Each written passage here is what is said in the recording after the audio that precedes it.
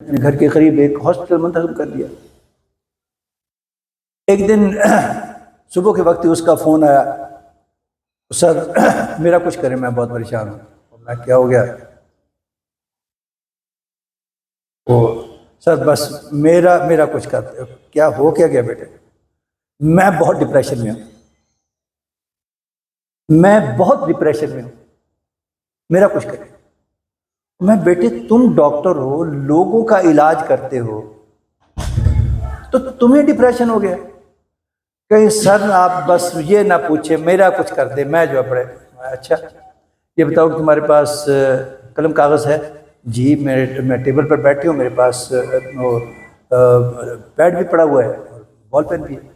میں بیٹے تم نے ایک کام کرنا ہے، ایک کام کرنا ہے، تم نے دیکھنا ہے ایسی چیزوں کو جو رب کریم نے تمہیں تو عطا کی ہوئی ہیں، مگر تمہارے علم میں ہے کہ بہت سارے لوگوں کو یہ نعمت میسر نہیں ہے،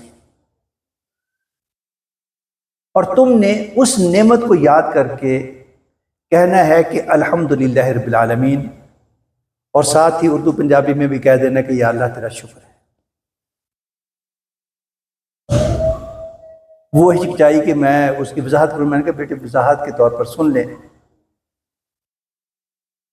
آپ جانتے ہیں کہ کچھ لوگ ایسے ہیں جو جانوروں کو سجدے کرتے ہیں، درختوں کو سجدے کرتے ہیں، پتھروں کو سجدے کرتے ہیں، جانوروں کا پیشاب تک پیتے ہیں۔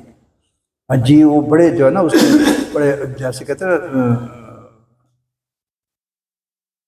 اعتماد سے اور جوش سے کہا کہ یہ ہمارے ساتھ جو انڈیا ہے ملک، اس میں یہ لوگ یہی کرتے ہیں۔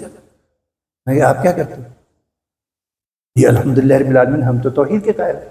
ان کے بس بات ہوگی نا، اسی پر الحمدللہ رب العالمین یا اللہ تیرا شکر ہے۔ پھر آپ کو پتا ہوگا کہ دنیا میں کچھ لوگ ایسے ہیں کہ جن کو اپنے ماں باپ کا پتہ نہیں۔ اس نے مجھے کوئی فگر بھی بتا دیا کہ ہاں سر اتنے ہیں۔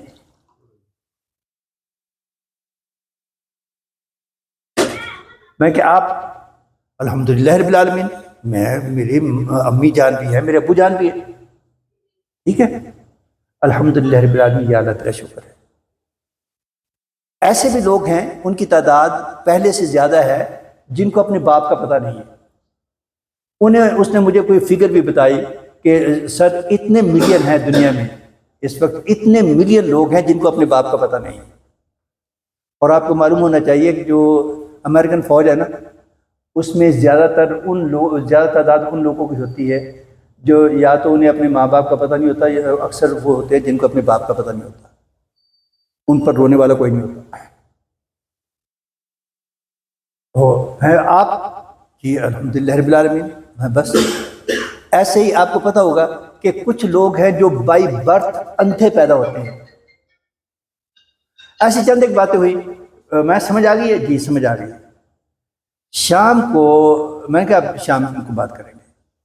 شام ہوئی، اس نے فون کیا، جب میں نے کئی سال ہو گئے اس بات کو، مجھے اب یاد نہیں، اس نے نا بڑے جوش سے کہا سر آپ کو پتہ ہے سر میری کاؤنٹنگ 500 کو ٹچ کر رہی ہے اور ابھی میں سکول میں ہوں۔ بڑے جوش سے اس نے کہا، بیٹی نے بڑے جوش سے، سر میری کاؤنٹنگ 500 کو ٹچ کر رہی ہے اور ابھی میں سکول میں ہوں۔ اچھا خوشی کی بات ہے بیٹے، یہ بتاؤ وہ ڈپریشن کا کیا رہا؟ سر وہ تو میں بھول ہی گئی، وہ میں بھول ہی گئی۔ وہ ہم اگر شکر کی طرف آتے ہیں، وہ نعمتیں جو ہمیں میسر ہیں، اور خاص طور پر اگر اپنے ارد گرد دیکھیں بہت سارے لوگوں کو وہ میسر نہیں ہے، بہت سارے لوگوں کو میسر نہیں۔ اس لیے آقا علیہ الصلوۃ والسلام نے فرمایا کہ جو دنیا میں خوش رہنا چاہتا ہے نا، جو دنیا ہم سبھی چاہتے ہیں، ہم سبھی چاہتے ہیں کہ دنیا میں خوش رہیں۔ میرا نہیں خیال کہ جو عقل و شعور رکھتا ہے وہ دنیا میں خوش رہنا نہ چاہتا ہو، فرمایا کہ جو دنیا میں خوش رہنا چاہتے ہیں نا، وہ اپنے سے نیچے کی طرف دیکھیں، اور اگر فکر آخرت کی بات ہے، قرب الہی کی بات ہے، تو پھر اوپر کی طرف دیکھیں۔ تو بہت اللہ تبارک و تعالیٰ، میں نے تو الحمدللہ رب العالمین یہ گھر دیکھا ہوا ہے، ایک مرتبہ نہیں متعدد مرتبہ، اس کے آخری کمرے تک، تو یہ رب کا بہت بڑا انعام ہے، بہت بڑا انعام ہے۔ حاجی صاحب کی دعائیں ہیں، اور ایک ہمارے حاجی صاحب یہ نعمت دیکھنے سے پہلے اللہ کو پیارے ہو گئے، تو رب کی ان کی کامل بخشش فرمائے۔ تو ان کی دعائیں ہیں، ان کی برکتیں ہیں، رب کریم نے یہ انعام عطا فرمایا ہے۔ رب کریم اس کی حفاظت فرمائے اور اس میں بسنے والوں کی بھی حفاظت فرمائے۔ اللہ تبارک و تعالیٰ اس گھر سے جڑی خیر نصیب فرمائے، برکت نصیب فرمائے، سکھ اور راحت نصیب فرمائے، اور اگر اس کے ساتھ کوئی شر اٹیچ ہے اللہ تبارک و تعالیٰ اس شر سے محفوظ رکھے۔ وآخر دعوانا الحمدللہ رب العالمین۔ میں نے جو معروضات پیش کیے ہیں، اگر اس کے حوالے سے کسی نے کوئی سوال کرنا، کوئی بات پوچھنی ہے تو بے شک پوچھ لیں۔ تو چند ایک باتیں میں نے عرض کی ہیں، کوئی سوال ذہن میں آتا ہو تو پوچھ لیجیے۔